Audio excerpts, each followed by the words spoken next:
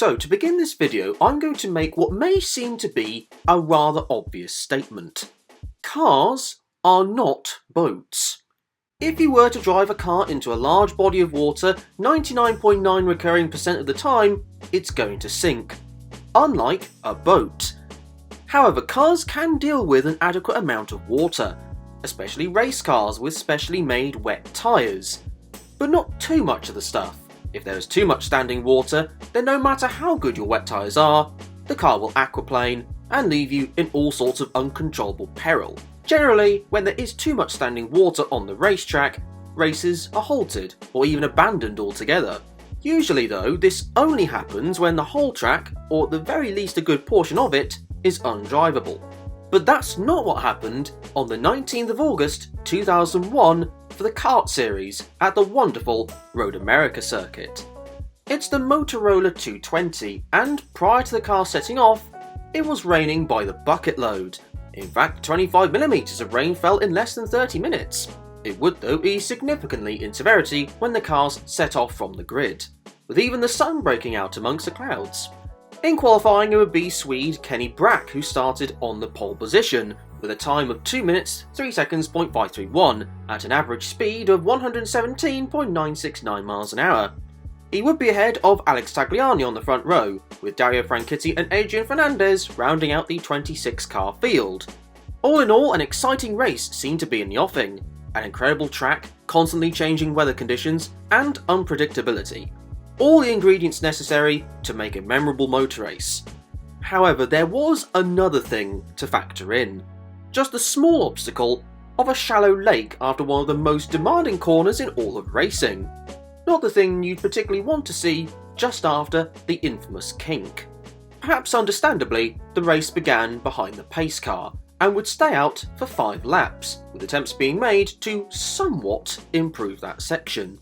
So the actual racing part of the Motorola 220 was underway, with Brack leading the single file restart. The field made their way very cautiously around the first few turns, but that was until Oriol Servia and Franchitti made contact at turn 5, spinning both of them out and putting them way down the order. Then at turn 8, Tagliani made a move for the lead and got by Brack, only to slightly outbrake himself and lose it straight back again, with Gil de Ferran getting in on the action. Also at turn 8, Bruno Junqueira tried to pass Christian Fittipaldi, which led to the pair colliding and spinning around. And then after that, Toru Takagi and Roberto Moreno made contact, causing Takagi to spin at the carousel. All of this, and I hadn't even gotten to the lake yet. A damp track surface and decent visibility turned into a flooded track surface and minimal visibility, and then back again, all in a space of about 5 seconds. And this visibility would cause problems. Max Wilson was unable to avoid Brian Herter, with the Brazilian spectacularly leaping over the American driver before landing back on all 4 wheels in a crash that would involve the helpless Paul Tracy. All drivers would retire from the race, as well as get out of the crash uninjured, despite Herter's helmet having tyre marks on it. Whilst under this caution period, the track began to dry incredibly quickly, with Christian Fittipaldi deciding to have a go on slick tyres. And whilst 99% of the track was ready, that lake was a massive put-off for the drivers, so stuck with the wets. Kenny Brack led the restart and created a commanding gap to Tagliani, with more drivers at the back of the field immediately diving in for dries, with nothing in theory to lose. Meanwhile, back at turn 5, Michael Andretti got contact from an up-and-coming rookie in Scott Dixon. I wonder what sort of career he would go on to have. Then the slick rubbered cars came up to the dreaded lake. Maurizio Gugelmin came up to it with barely any throttle application, and the lake showed no sympathy, knocking out the onboard camera and careering into the wall. The caution was out again, but despite what they just saw, a number of cars came into the pits to fit dry tyres, including then leader Kenny Brack. Still, at least under caution, it meant that the chance of an incident occurring at the lake was severely reduced because of the slower speed. Oh no, wait, that's not good. Former Tyrrell and Arrows F1 driver Toru Takagi lost it at the lake and had a near identical accident to Gugelmin. With the rest of the circuit continuing to dry and wet tyres becoming less and less useful, and with drivers not being all that pleased with the large amount of water on the track, the race was stopped to try and remove the lake altogether. And they did, after 47 minutes. The difference was profound. The lake was gone. In fact, there was now no water on the track whatsoever. However, with so many cars changing tyres under the caution, and just with the general chaos that was going on, the upshot of it is that when the red flag was withdrawn, Helio Castroneves was the race leader. Not that you'd have seen all that much of the restart though if you were in America watching it live. The live broadcast would have to be moved to the programme that was in the next designated time slot, the WNBA, as the track cleanup would eat up into the race's TV slot. But if you lived in other countries, however, you would still be able to watch it live. Back to the race, and Patrick Carpentier in second would get a draft from the back of Helios Penske and try and make a bold move around the outside, which unsurprisingly couldn't be pulled off. Then Carpentier had to deal with Michel Jourdain Jr. for the next couple of straights, before Michel pulled off a cutback move, giving Carpentier, well, a choice if he wants to go on the grass or back off. And Patrick went for the latter, only for Christian Fittipaldi to pounce on the opportunity and show no mercy to the Canadian. Tagliani meanwhile pulled off an astonishing outside pass at the carousel of all places, on Kenny Brack, and went to then make a move at the more traditional overtaking spot of turn 12, which he couldn't quite pull off on his teammate Carpentier, dropping him to 9th. More great action occurred a lap later, involving Max Papis and Jimmy Vasser, with Papis getting past and robustly defending from Vasser at turn 5.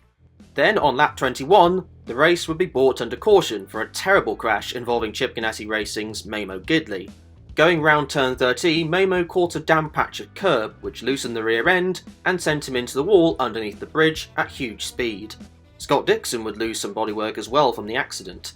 Remarkably, whilst Mamo was briefly unconscious from the crash, he woke back up again before safety crews arrived. After a trip to the hospital, it was discovered Gidley had suffered just a fracture to a non-weight bearing portion of the bone in his right thigh. He was feeling rather sore, but considering the crash he suffered, it could have been a fair bit worse. Under caution, a few of the leading contenders would pit, yet not the leader himself, Helio Castroneves, who would get the race restarted at the we'll need another attempt. Who would get the race restarted on lap 30, and Carpentier would try exactly the same move as the last restart, which also, like last time, didn't work. The pack stayed fairly line astern on the restart though, all things considered. However, the race would go from a 55-lap contest to a time-certain event, with the race concluding after 2 hours of running. This, however, would have an impact on the race, with the leaders certainly needing to pit once again, and a number of drivers who had already stopped needing to conserve some fuel. Frankitti's utterly torrid race meanwhile went from bad to cataclysmically soul-destroying, the Scot going off and then having an engine failure in quick succession, not to mention that he also lost contact with his team. The caution though would not fly. Gilles de Ferran would make a move on Carpentier for second, with Patrick getting onto the grass, yet miraculously wouldn't hit the wall on the wet grass, and also still somehow rejoined in 6th place despite the off. The cars that needed to stop again would do so with less than 20 minutes left on the clock. These stops guaranteed that they'd get to the end. The leader would end up being Christian Fittipaldi, who was the first car who didn't necessarily need to pit for fuel as long as the cars ahead to make it to the end. Michael Andretti was in the same scenario, and at turn 5 made a move on Christian. The pair would bang wheels, both getting slowed down severely in the process, and giving Bruno Junqueira the easiest double overtake he'd ever need to do. Fittipaldi though would suffer race-ending damage, pulling over after turn 6 and walking away. With 15 minutes left, it looked like the win would be down to a duel with Andretti and Junqueira. Whilst for the final podium spot, Alex Zanardi was trying to fend off Kenny Brack, but despite some valiant defence, the pole sitter would get by, only to then make an error a few corners later and drop several places. All the leading cars came into the pits for a quick splash of fuel, and the order was now slightly different. Junqueira still led, but Adrian Fernandez benefited hugely, climbing to second ahead of Andretti.